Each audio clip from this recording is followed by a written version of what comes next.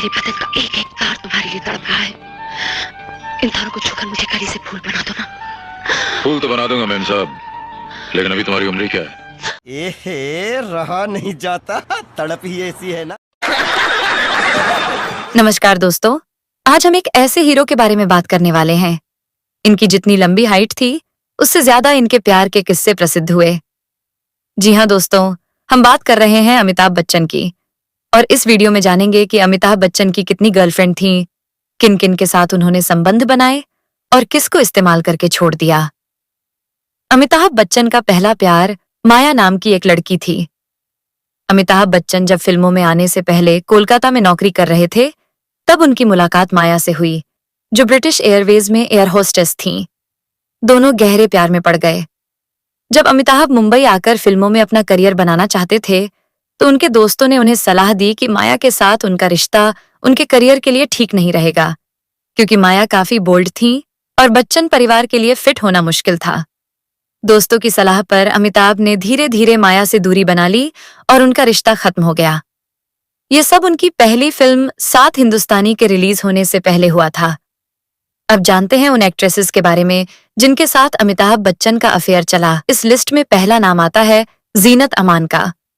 1970 और 1980 का दशक हिंदी सिनेमा का स्वर्णिम दौर माना जाता है। यह वो समय था जब बॉलीवुड में सितारों की चमक, फिल्मों की भव्यता और पर्दे पर दिखने वाली रोमांटिक केमिस्ट्री दर्शकों को दीवाना बना देती थी।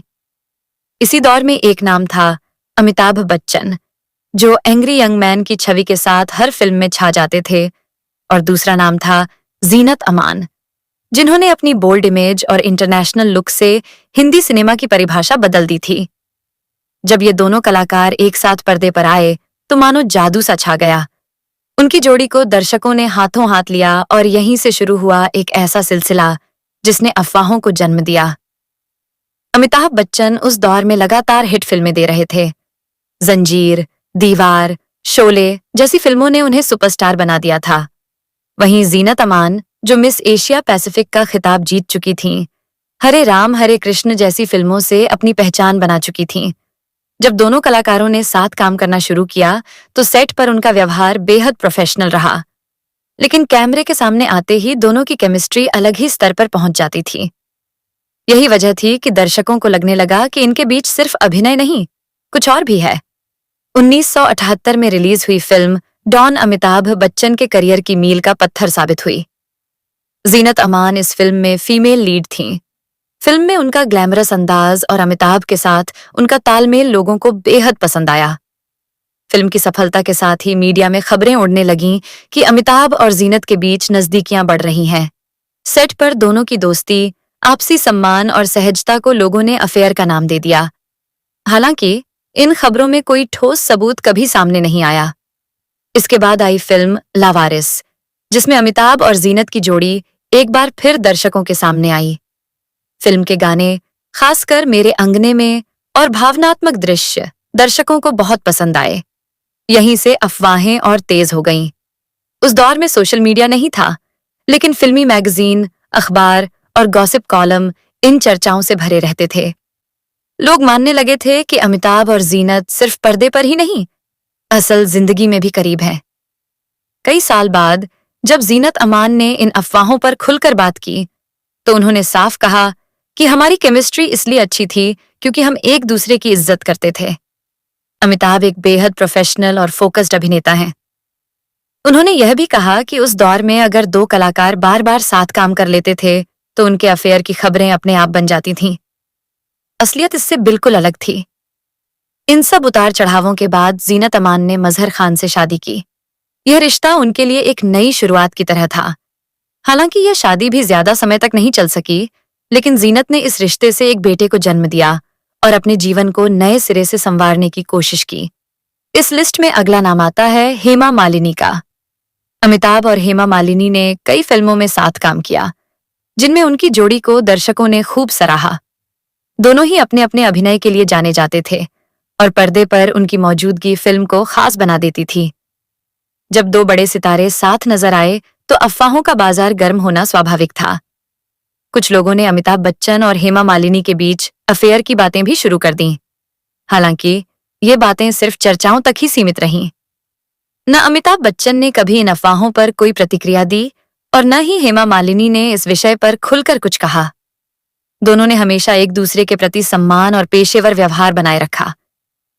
इंडस्ट्री में यह माना जाता था कि वे अच्छे सहकलाकार थे जिन्होंने अपने काम को निजी जिंदगी से अलग रखा। इस लिस्ट में अगला नाम आता है रेखा का।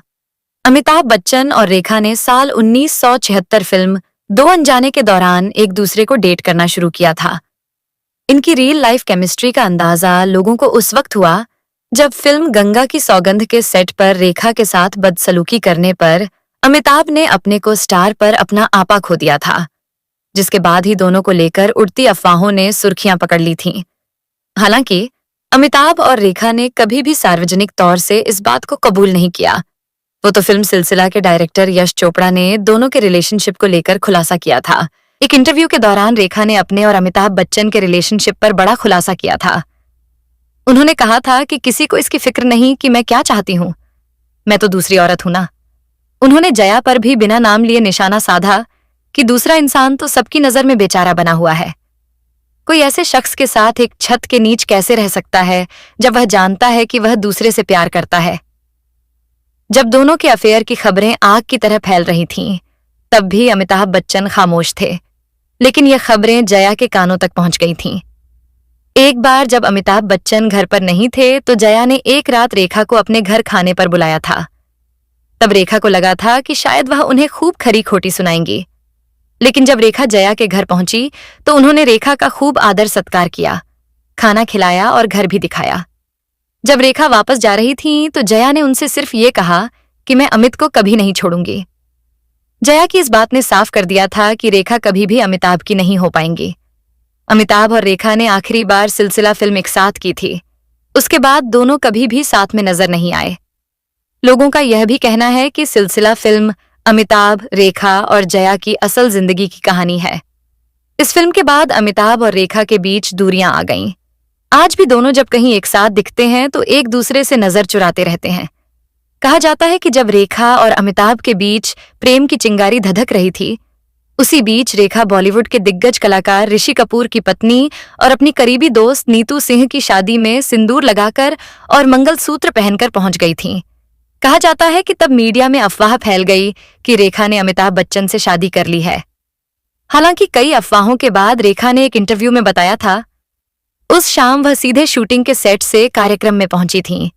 सिंदूर और मंगलसूत्र उनके किरदार का हिस्सा था और वह उसे उतारना भूल गई थीं। सोशलाइट, राइटर और फैशन डिजाइनर बीना रमानी ने अपनी दोस्त रेखा और अमिताभ बच्चन के रिश्ते को लेकर बात की है। अपने हालिया इंटरव्यू में उन्होंने दावा किया कि रेखा अमिताभ बच्चन से प्यार करती थीं, लेकिन बिग बी के राजनीतिक करियर ने उन्हें इस रिश्ते को स्वीकार करने से रोक दिया था। हाल ही में ANI को दी इंटरव्यू में बीना ने याद किया कि कैसे रेखा चाहती थीं कि बिग बी पब्लिकली उनके रिश्ते को स्वीकार करें। हालांकि उस समय अमिताभ बच्चन शादीशुदा थे और राजनीतिक करियर के कारण ही वे रेखा के साथ अपने रिश्ते को सार्वजनिक रूप से स्वीकार नहीं कर पाए थे। अमिताभ और रेखा के रिश्ते के बारे में बात करते हुए बीना ने कहा, जब मैं उनसे मिली तो उनका पूरा जीवन अमिताभ बच्चन के इर्द गिर्द घूमता प्रतीत होता था। बीना रमानी को भारत में बुटीक कल्चर की शुरुआत करने के लिए गॉड मदर ऑफ फैशन कहा जाता है।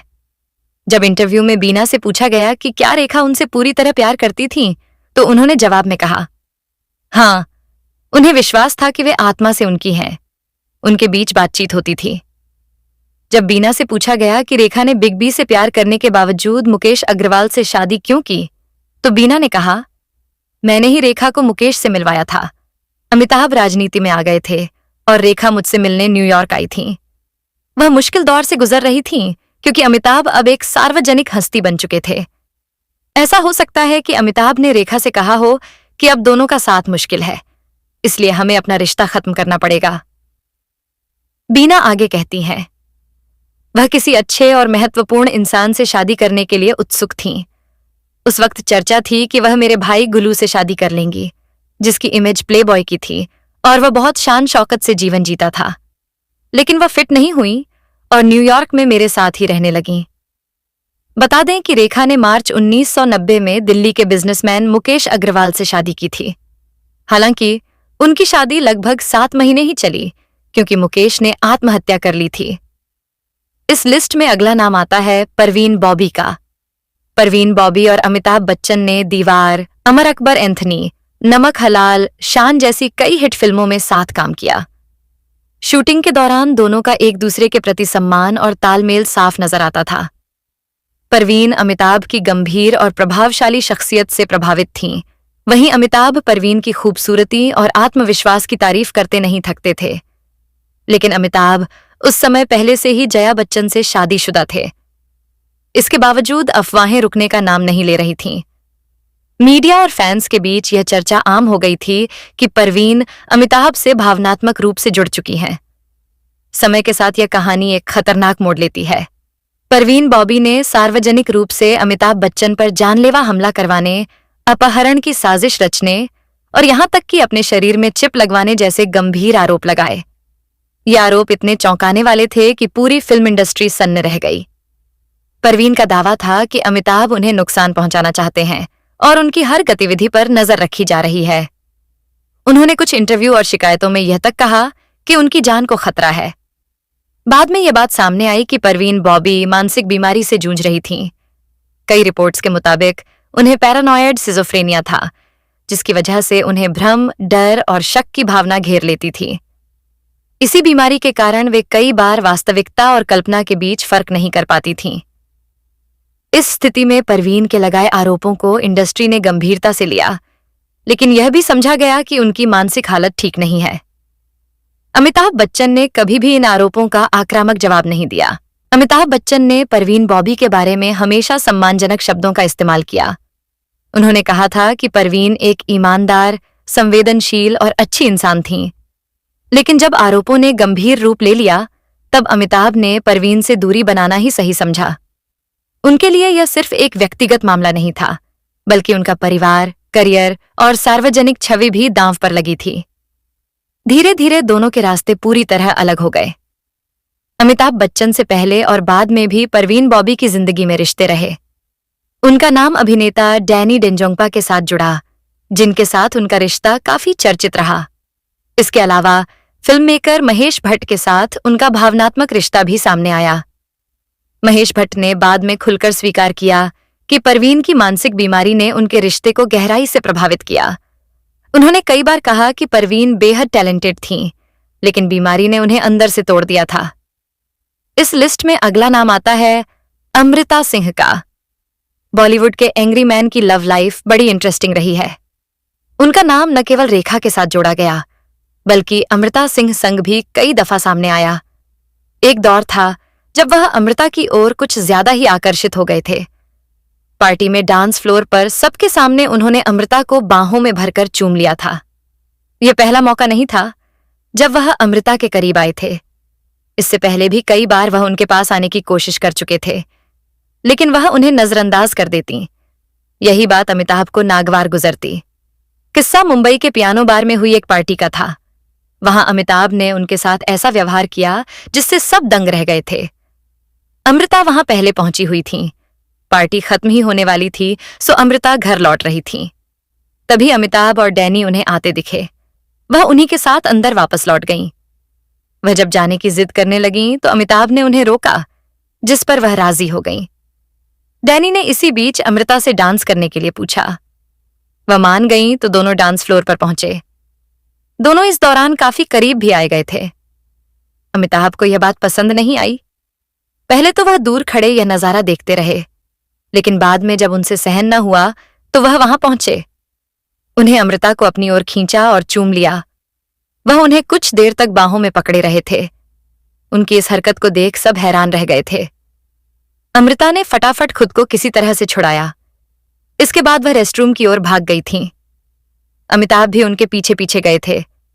उन्होंने उनसे अपने इस व्यवहार के लिए बाद में माफी भी मांगी थी। इस लिस्ट में अगला नाम आता है माधुरी दीक्षित का। 80 के दशक के आखिर में और 90 के दशक की शुरुआत में माधुरी दीक्षित और अमिताभ बच्चन ने कई बार एक साथ काम करने की कोशिश की, लेकिन ऐसा कभी नहीं हो सका और इसके बाद वो कभी साथ नजर नहीं आए। इन लिस्ट में सबसे पहला नाम फिल्म बंधुआ थी। इस फिल्म को साल 1989 में जेपी दत्ता द्वारा निर्देशित किया जाना था, लेकिन कुछ कारणों के चलते की शूटिंग ही कभी शुरू नहीं हो पाई। इसके अलावा भी कई फिल्मों के ऑफर दोनों को मिले, जिसमें फिल्म निर्माता ऋतुपर्णो घोष ने भी दोनों को एक साथ कास्ट करने की कोशिश की। वो चाहते थे कि अमिताभ बच्चन महान सत्यजीत रे की भूमिका निभाएं और माधुरी दीक्षित माधवी मुखर्जी की भूमिका निभाएं। हालांकि रिपोर्ट्स के मुताबिक इस फिल्म के चलते रे परिवार नाराज हो गया और ये फिल्म कभी नहीं बन पाई। बताया जाता है कि जब 90 के दशक में एक के बाद एक माधुरी की फिल्में फ्लॉप हो रही थीं, तब अनिल कपूर ने अपनी फिल्मों में माधुकी को कास्ट करवाना शुरू किया और दोनों ने साथ में एक के बाद एक कई फिल्में की, जो हिट और सुपरहिट रहीं। इसी बीच दोनों का नाम भी साझा जोड़ा जाने लगा।